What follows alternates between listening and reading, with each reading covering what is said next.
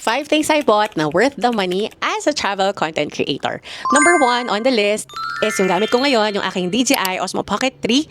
Sulit na to, guys. Actually, medyo nagsisisi nga ako, hindi ako bumili agad. Pero ito, na ROI ko na. So, super user-friendly siya kasi ang ginagawa ko na lang is record and edit. No need to filter, no need to color grade. Kung ano yung mga nasa videos ko, yun na yun.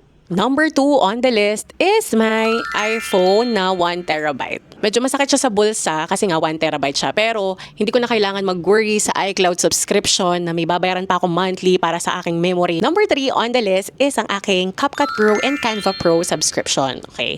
Shout out sa mga content creator friends ko. Nakahati ko sa subscription. Guys, kailangan na natin mag-renew. Ayan. Sobrang dali lang din gamitin ng mga editing tools na to. Kasi nga may mga templates na din na available. And very user-friendly din. Number 4 on the list is my SanDisk Extreme Portable SSD. Pinag-isipan ko talaga to, guys, kasi hindi siya budget-friendly. Pero dahil nga, 2 years na din yung backlog ko. So, 2 years of videos and pictures na nandito. Okay, last but not the least, ang aking Anker power bank or any power bank, may CCC man or wala. Pero eventually, guys, kung bibili kayo ng power bank, piliin nyo na yung may CCC.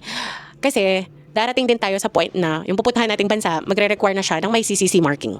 Alam niyo na yung gagawin nyo, matatanda na kayo.